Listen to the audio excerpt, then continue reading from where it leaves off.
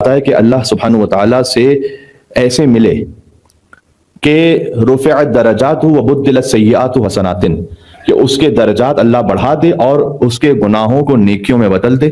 فلیتوالا محمد ابن علی تقی الجواد، اسے چاہیے کہ امام محمد تقی علیہ السلام کی محبت کے ساتھ اللہ کی بارگاہ میں پہنچے۔ جو امام محمد تقی علیہ السلام کی محبت کے ساتھ اللہ عز و جل کی بارگاہ میں جائے گا، خاص رسول اللہ نے اپنے ان فرزند کے لیے ارشاد فرمایا کہ اللہ تعالیٰ اس کے گناہوں کو فقط معاف نہیں کرے گا، اس کے گناہوں کو نیکیوں میں بدل دے گا۔ امام کا نام محمد ہے اور سب سے کم سن ترین امام ہے کہ جن کی شہادت ہوئی ہے۔ امام کا لقب تقی ہے اور جواد ہے۔ بہت غور کیجئے گا، اس میں کامل انسان پورا سمٹ کر آ جاتا ہے۔ ایک حدیث ہے، امام سے پوچھا گیا کہ مولا تقویٰ کیا ہے؟ امام نے فرمایا تقویٰ یہ ہے کہ اللہ کی عبادت کرو، مخلوق کی خدمت کرو۔ اس میں پورا تقویٰ ہے یا نہیں ہے؟ اللہ کی عبادت کرو، مخلوق کی خدمت کرو۔ توجہ رکھیے گا، جو اللہ کی عبادت کرے اسے تقی کہتے ہیں، جو مخلوق کی خدمت کرے اسے جواد کہتے ہیں۔ جس میں پورا تقویٰ سمٹ کر آ جائے اسے امام محمد تقی علیہ السلام کہتے ہیں۔ ہاں، بات واضح ہو رہی ہے۔ جس کے دل میں تقی نہیں ہوتا وہ کبھی متقی نہیں ہوتا، اور اس کا تقویٰ عذاب ہے یا رب کہ جس کے دل میں علی نہیں ہوتا۔ امام کی شہادت ہوئی آخر ذی القعدہ، اب وہ 29 ذی القعدہ تھی یا 30 ذی القعدہ؟ امام کی شہادت آخر ذی القعدہ میں ہے، سب سے جوان ترین امام جن کی شہادت ہوئی۔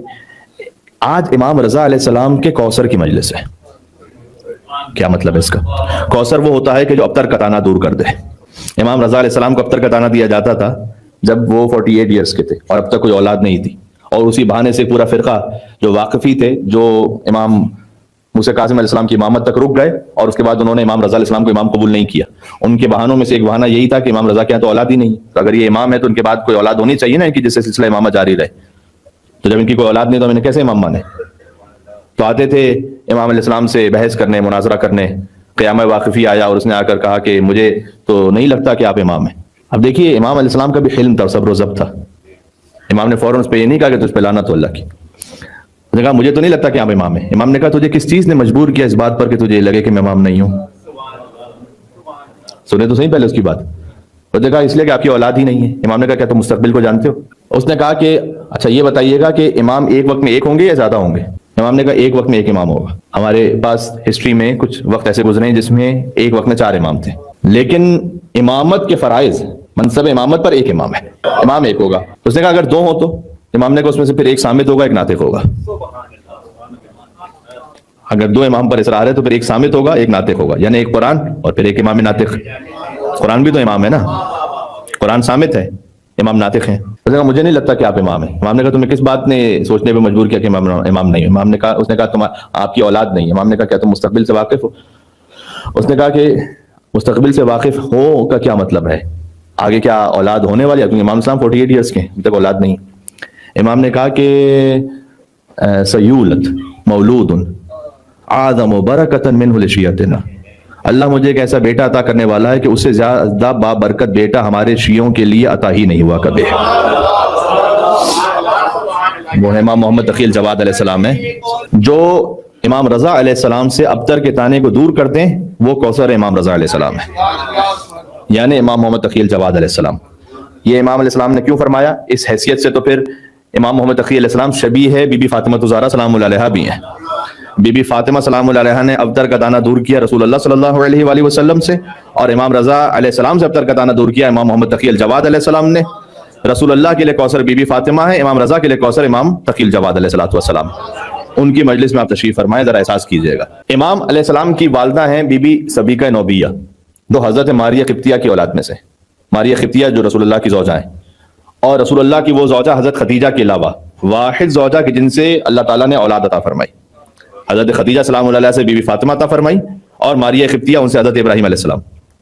تو حضرت ماریہ قبطیہ کی نسل سے ایک کنیز تھی، اس کی ایک مصلحت تھی، اس لیے کہ مصر کے علاقے سے تھی، اور اس زمانے میں یہی ایک تصور ہو سکتا تھا کہ اگر کسی کو ہجرت کرنی ہے یا امام تک انہیں آنا ہے تو یہی ایک سبب تھا کہ وہ اسی کیفیت میں لائی جائیں، اور جب یہاں پہنچیں تو امام علی بن موسیٰ رضا علیہ السلام انہیں گویا خرید کر، جو کہ کنیز کا طریقہ کار ہوتا تھا، ان سے ازدواج کریں، اور وہ اتنا پاکیزہ صدف ہو کہ اس میں گوہر امامت رک سکے، اور امامت کا نور ان کے ذریعے سے دنیا میں آئے۔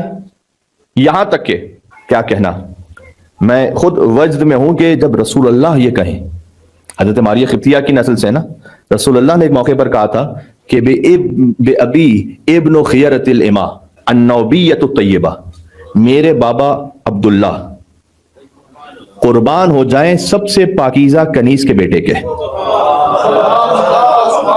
جن کا رسول اللہ نے ذکر کیا ہے امام محمد تقی علیہ السلام کی والدہ کا، جن کی مجلس میں آپ تشریف فرما ہے، کیا کہنے، سبی کے نوبیان کا پورا نام ہے۔ حضور مکرم نے فرمایا کہ میرے بابا عبداللہ علیہ السلام وہ قربان ہو جائیں، جیسے کہ آپ اہل بیت علیہ السلام کی زیارت میں پڑھتے ہیں نا، بے ابی انتم و امی، ویسے ہی بے ابی ابن خیرت الامہ، میرے بابا حضرت عبداللہ قربان ہو جائیں، فدا ہو جائیں، کن پر؟ در حقیقت امام محمد تقی علیہ السلام کے لیے کہا جا رہا ہے، لیکن جو حوالہ ہے وہ امام رضا کا نہیں ہے۔ یہاں پر میرے بابا قربان اور فدا ہو جائیں پاکیزہ ترین کنیز کے بیٹے پر، جن کا نام نوبیہ ہے۔ خیزران بھی نام رکھا ہے امام رضا علیہ السلام نے، اور سبھی کا نوبیہ بھی بی بی کا نام ہے، کہ جن کے لیے خود عجب کہ دن میں روزے سے، راتوں میں عبادت سے، اور جب امام محمد تقی جواد علیہ السلام اس حمل سے تھے، روایت اسی طرح سے، تو امام رضا علیہ السلام سے جب پوچھا گیا کہ آپ کی اولاد کب ہوگی، اور اگر وہ اولاد ہو بھی گئی تو اتنے صغیر السن وہ کیسے امام ہوں گے؟ تو امام علیہ السلام نے جواب دیا کہ میرا یہ فرزند وہ ہے کہ جو اپنی ماں کے بطن میں اپنی ماں سے بات کر رہا ہوتا ہے۔ یہ ہے امام محمد تقی علیہ السلام، اور ان کی نسبت بی بی سبیکہ نوبیہ کے ساتھ۔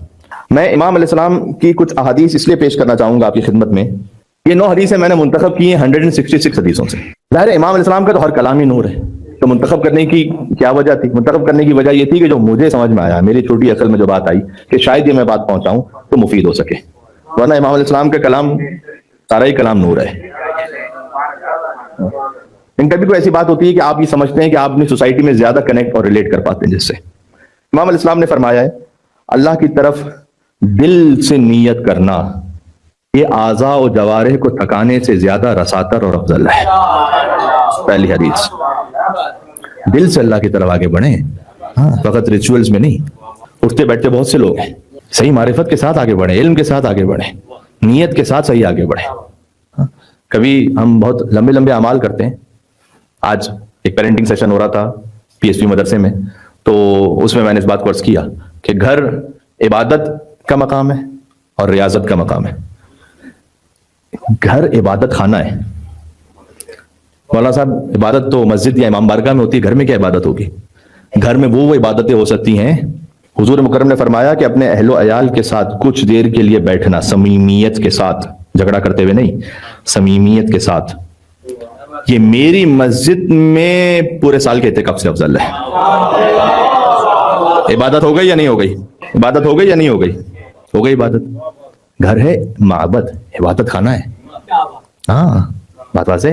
بظاہر اس قبیل کی طرف امام علیہ السلام نے اشارہ کیا کہ خاتون یعنی اسے گھر میں شوہر کی طرف توجہ ہے، اس کی، اسے ایک احساس ہے، لہذا پانی کو فراہم کرنا اس خاتون کی اس 1 سال کی عبادت سے افضل ہے کہ جس میں سال میں روزانہ اس نے روزہ رکھا ہو اور رات میں ہر رات عبادت کی ہو۔ کوئی کہے کہ مولانا یہ اتنے چھوٹے چھوٹے عمل پہ اتنے بڑے بڑے ثواب، یہ سمجھ میں نہیں آ رہے، اس کی حدیث صحیح ہے، سند صحیح ہے، سند صحیح نہیں ہے۔ اطمینان رکھیں کہ اس قبیل کی بہت ساری احادیث کی سند صحیح بھی ہے، اور جن کے لیے سند نہیں لکھی ہوئی وہ تواتر معنوی تک پہنچے ہوئے، یعنی اتنی کثرت کے ساتھ حدیثیں ہیں کہ انسان کو یقین ہو جاتا ہے۔ دوسرا یہ کہ اہل بیت علیہ السلام قیامت تک کے حالات کو جانتے تھے، اور جانتے ہیں کہ شیطان کا سب سے بڑا حربہ یہ ہے کہ مومن کے گھر کو خراب کر دو۔ جہاں گھر ٹوٹے گا وہاں شیطان نے اس قلعے کو فتح کر لیا۔ گھر امام زمانہ علیہ السلام کی ولایت کی پرورش بچوں میں جو ہو سکے اس کا مرکز ہے، اس کا مرکز ہے۔ وہ تربیت اولاد کے لیے جو اہم ترین بات یہ وہ یہ ہے کہ سب سے پہلے تو ہسبینڈ اور وائف ان کی آپس میں صمیمیت کیا ہے، ان کا اخلاق کیسا ہے، تھوڑا سا اس میں صبر کرنے کی ضرورت ہوتی ہے۔ علامہ طباطبائی سے کسی نے پوچھا تھا کہ مجھے کوئی وظیفہ تعلیم فرمائیے، انہوں نے کہا شادی شدہ ہو یا غیر شادی شدہ؟ کیا مطلب ہے؟ شادی شدہ کے لیے اور وظیفہ ہے، غیر شادی شدہ کے لیے اور وظیفہ ہے؟ کہا بالکل، شادی شدہ کا وظیفہ اور ہے، غیر شادی شدہ کا وظیفہ اور ہے۔ کہا شادی شدہ ہوں، کہا گھر میں صبر کرو، اخلاق اچھا رکھو، یہ وظیفہ ہے تمہارا، یہ ریاضت ہے تمہاری۔ سبحان اللہ۔ ایک سانس کا بھی لینا فوراً ریئیکٹ نہ کرے۔ کہتے ہیں کہ ایک ریپٹائل برین ہوتا ہے کہ جو ہمارے پیچھے ہوتا ہے، جو جانوروں میں بھی ہے، وہ چپکلی میں ہے، مینڈک میں ہے، کتے میں ہے، گدھے میں ہے، گھوڑے میں، سب میں ہے وہ۔ ایک یہ ہیومن برین ہے کہ جو یہاں پر ہے، یہاں سے یہاں تک جو سسٹم ہے وہ کوارٹر سیکنڈ پر ہے، بائنری سسٹم ہے. آپ نے کسی کو سلام کیا، اس نے جواب نہیں دیا، یہ جو دماغ ہے نا، اب ایسی کتنے یہ اتنا بدتمیز آدمی ہے، یہ دماغ یہ کہتا ہے. ایک ٹھنڈی سانس لی آپ نے، اللہ تعالیٰ نے یہ شعور والا دماغ رکھا ہے. تم اشرف مخلوقات ہو، تم جانور تھوڑی ہو. شاید کوئی وجہ ہوگی. تو خیریت، آپ خیر عافیت سے ہیں. خود بخود مزاج بدل گیا. یہ ہے گھر عبادت کا مقام. سبحان اللہ. اللہ کی طرف دل سے نیت کرنا اعضاء و جوارح کو تھکانے سے زیادہ افضل ہے. امام محمد تقی الجواد علیہ السلام. بات واضح ہو رہی ہے؟ اسی لیے شاید میرے لیے مشکل ہے کہ میں 40 حدیثیں ایک ساتھ کسی مجلس میں پڑھ سکوں، اگر ایک ایک حدیث کے لیے میں اتنا گفتگو کرتا رہا ہوں، لیکن یہ اہم باتیں. امام علیہ السلام نے کہا ایک موقع اور بھی ہے. پھر فرمایا کہ جب ایک مرتبہ اللہ کی قضا آ جاتی ہے تو فضا تنگ ہو جاتی ہے، پھر کہیں سے چھٹکارا نہیں ہے. یہ امام محمد تقی علیہ السلام کہہ رہے ہیں. تیسری حدیث سناتا ہوں، اس کا بھی بہت گہرا اثر ہے. فرمایا دیکھو، انسانوں کے سامنے اللہ کے دوست اور تنہائیوں میں اللہ کے دشمن بن کے نہیں رہو. مجمع میں تو اللہ کے دوست ہو، تنہائیوں میں اللہ کے دشمن ہو، یہ نہیں کرو. یہ امام تقی علیہ السلام فرما رہے ہیں. اب آتی ہے وظیفے کی باری. وظیفہ وہ اہم ہے اپنے مقام پر، لیکن یہ ساری ریاضت کے ساتھ. کسی نے امام علیہ السلام کو خط لکھا تھا، اسماعیل بن سہل نے، کہ مولا کچھ ایسی بات تو بتائیے گا کہ دنیا اور آخرت میں آپ کے ساتھ رہوں. سننا چاہیں گے بات؟ دنیا اور آخرت میں امام تقی علیہ السلام کے ساتھ. امام نے کہا کہ کثرت سے انا انزلناہ کا سورہ پڑھتے رہو اور اپنے ہونٹوں کو استغفار میں مشغول رکھو. اللہ دنیا اور آخرت میں تمہیں ہمارے ساتھ رکھے گا. یہ ہے وظیفہ. استغفار کی بہت تاکید ہے. استغفار سے رزق میں وسعت ہے، استغفار سے اولاد عطا ہوتی ہے، استغفار سے نہروں میں پانی عطا ہوتا ہے. یہ حضرت نوح علیہ السلام کے واقعے میں ہے، میں کیا کیا تفصیل میں جاؤں. استغفار کی بڑی برکت ہے. بعض لوگ یہ کہتے ہیں کہ مطلب کوئی وظیفہ بتلائیے. ایک حدیث بڑی خوبصورت. امام نے فرمایا کہ اگر کوئی نیکی کے راستے پر ہے تو اس کے لیے اتنا ہی دعا کرنا کافی ہو جاتا ہے جتنا کھانے میں نمک کافی ہے. لمبی دعاؤں کی ضرورت نہیں رہتی. پھر لمبی لمبی دعائیں پڑھے، لمبی لمبی نماز کچھ ہو جائے، لیکن ہے شر کے راستے پر. امام نے کا فائدہ نہیں. نیکی کے راستے پر اتنی دعا بھی کافی ہے جتنا کھانے میں نمک. کھانے میں نمک نہ ہو تو ٹیسٹ لیس ہے، لہذا دعا ضروری ہے، لیکن اتنی ہی کافی ہے جتنا کھانے میں نمک. اس سے زیادہ تمہیں ضرورت ہی نہیں ہوگی. کیا بات ہے. پھر ایک موقع کبھی ایسا آ جاتا ہے کہ کیا کیا جائے، انسان کسی سختی میں بھی ہے، لیکن فرمایا امام محمد تقی علیہ السلام نے کہ مومن کی عزت لوگوں سے بے نیازی میں ہے. بے نیاز رہے لوگوں سے. سبحان اللہ. لیکن اتنا یاد رکھیں، یہ میں امام محمد تقی علیہ السلام کلام پڑھا ہوں تسلسل سے. یہ حدیثیں مختلف ہیں لیکن میں تسلسل سے کچھ کر رہا ہوں کہ پڑھوں آپ کی خدمت میں.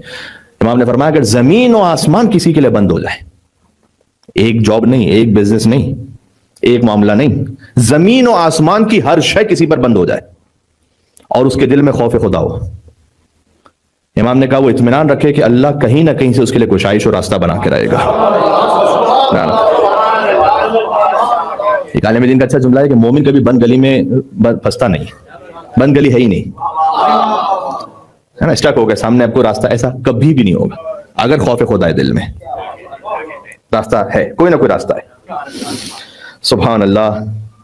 یہ حدیث میں نے بہت لطیف لگی مجھے، تو اس لیے میں نے آپ کے خدمت میں چاہ کے شیئر کروں. اس میں ہر حالت کا بیان ہے. کبھی انسان فقر میں، ہم میں سے ہی کوئی ہو سکتا ہے کہ مالی اعتبار سے کسی مشکل میں ہو، کوئی ہو سکتا ہے دولت مند ہے. تو مختلف طبقات کے لیے امام صاحب نے فرمایا فقر کی زینت پاک دامنی، دولت کی زینت شکر ہے، سختی میں ہو تو سختی کی زینت صبر ہے، سخن کی زینت فصاحت ہے، علم کی زینت تواضع ہے، عقل کی زینت ادب ہے، کسی کے ساتھ نیکی کی زینت اس پر احسان نہ جتلانا ہے. یہ 8 حدیثیں ہو گئیں. 9ویں حدیث وہ کہ جو آپ میرے خیال میں بعض پر عمل کر رہے ہیں کہ جب اسلامی ماہ کی پہلی تاریخ آئے تو 2 رکعت نماز پڑھیں. نماز اول ماہ یہ سکھلائی ہوئی ہے امام محمد تقی علیہ السلام کی. امام پہلی رکعت میں الحم کے بعد قل هو اللہ احد کو پڑھتے تھے اتنی مرتبہ جتنی مرتبہ کا وہ مہینہ ہوتا تھا. امام اپنے علم غیب سے جانتے تھے کہ یہ مہینہ 29 کا ہے یا 30 کا. آپ 30 پڑھ لیں اس احتیاط کے مطابق, اگر 30 کا ہے تو وہ پورا ہو جائے معاملہ. اور دوسری رکعت میں الحمد کے بعد 30 مرتبہ سورہ انا انزلنا کی تلاوت کریں. نماز ختم ہو جائے تو سہولت جتنی ہے اتنا صدقہ دیں. یہ حدیث میں یہ بھی نہیں امام اسلام نے تقاضا کیا کہ کوئی بہت بڑی مقدار دو, جتنی سہولت ہے اتنا صدقہ دو. اور امام نے کہا کہ اس عمل سے اس مہینے کی سلامتی کو خرید دو اللہ سبحانہ و تعالیٰ سے. بات مکمل ہو گئی. یہ جو نماز ہے اس کا اثر میں نے خود دیکھا ہے اور آپ نے بھی دیکھا ہوگا, واقعاً میریکل ہے. یعنی کبھی ایسا ہوتا ہے کہ انسان آگے اس کو محسوس ہو رہا ہوتا ہے کہ اب کچھ ٹائم ایسا آنے والا ہے جو بڑا سخت ہے. کبھی آپ کو اپنی فیملی لائف کے لیے ایسا لگ رہا ہے, آپ کے پروفیشنل لائف کے لیے ایسا لگ رہا ہے, کسی معاملے کا ایسا لگ رہا ہے آپ کو کہ آگے آنے والا وقت تھوڑا سا سخت ہے. اسلامی مہینے کے پہلے دن یہ نماز پڑھ کے دیکھیں, پورا مہینہ ایسے گزر جائے گا اتنی راحت و سکون کے ساتھ کہ آپ سوچ نہیں سکتے. یہ کر کے دیکھیں, آپ یہ 2 رکعت نماز پڑھیں, اس کے بعد صدقہ دیں اتنا کہ جتنا آپ کے لیے سہولت ہے. $10 $20 $50 $100 آپ کی مرضی ہے, جتنا آپ کے لیے سہولت ہے. امام علیہ السلام صغیر السن ہیں لیکن رفیع القدر ہیں. امام اپنے بابا کے لیے کوثر ہیں, اپنے شیعوں کے لیے بابرکت ہیں. ان سے زیادہ بابرکت امام شیعوں کے لیے ہے نہیں, یہ امام علیہ السلام نے خود فرمایا.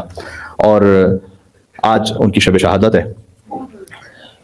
کازمین میں امام علیہ السلام مدفون ہیں, اپنے دادا کے پہلو میں امام کو دفن کیا گیا.